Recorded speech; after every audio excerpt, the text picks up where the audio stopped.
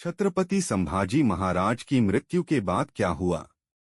उनका पूरा नाम छत्रपति संभाजीराजे शिवाजीराजे भोसले है। वे मराठा साम्राज्य के संस्थापक शिवाजी के सबसे बड़े पुत्र थे।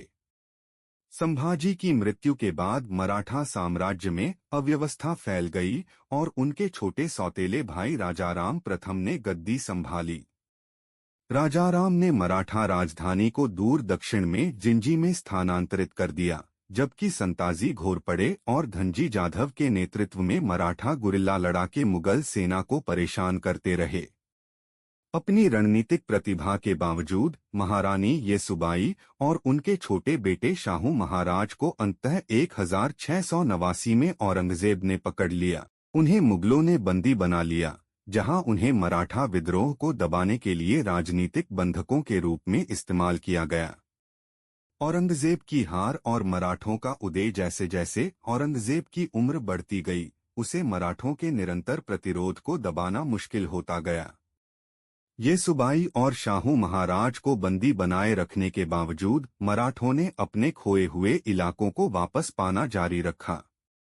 औरंगजेब ने लगभग 2 दशक दक्कन में लड़ाई में बिताए, लेकिन उसका साम्राज्य कमजोर होता गया। 1707 में औरंगजेब की मृत्यु के बाद शाहू महाराज को रिहा कर दिया गया और वे मराठा मातृभूमि लौट आए। उनकी वापसी ने एक नए युग की शुरुआत की, जहां मराठों ने न केवल खोई हुई जमीन वापस पाई, बल्कि भारत में प्रमुख शक्ति के रूप में उभरे।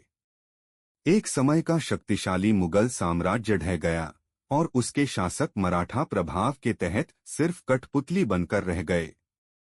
महारानी येसुबाई के साहस और बुद्धिमत्ता ने सुनिश्चित किया कि संभाजी महाराज का बलिदान व्यर्थ नहीं गया।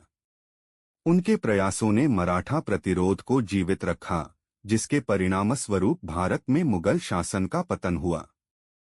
मराठों ने संभाजी की मौत का बदला लिया, जिससे साबित हुआ कि उनकी शहादत अंत नहीं थी, बल्कि स्वराज्य के लिए एक बड़ी लड़ाई की शुरुआत थी।